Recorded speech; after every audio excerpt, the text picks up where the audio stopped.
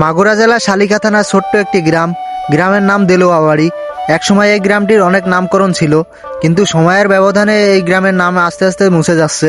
এই গ্রামে অনেক আগে থেকে অনেক সাংস্কৃতিক অনুষ্ঠান হয়ে আসে। দেলোয়াবাড়ি গ্রামটি আগে ঘোড়দৌড়ের জন্য বিখ্যাত ছিল। আমরা যখন ছোট ছিলাম তখন বিভিন্ন প্রকারের ঘোড়দৌড়, সাংস্কৃতিক অনুষ্ঠান ইত্যাদি হয়ে থাকতো এই গ্রামে।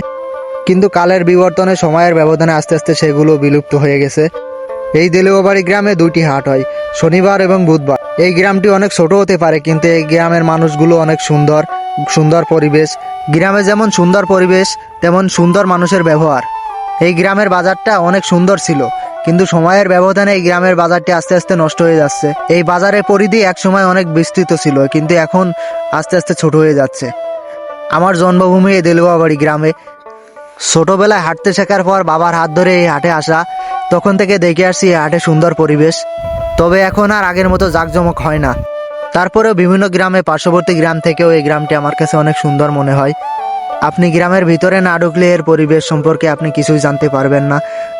গ্রামে ঢুকলেই চোখে পড়বে ইকবাল ভাইয়ের দোকান। এখানে আসলে আপনারা মুদি মালামাল অনেক পাইকারি দামে কিনতে পারবেন। নাগোসা গ্রাম পার হলে এরকম একটি খাল চোখে পড়বে। খালের এপারে নাগোসা আর ওপারে দেলুয়াবাড়ি।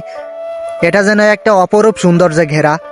গ্রামে ঢোকার আগে এর অপরূপ সৌন্দর্য উপভোগ করে আপনারা গ্রামে ঢুকবেন।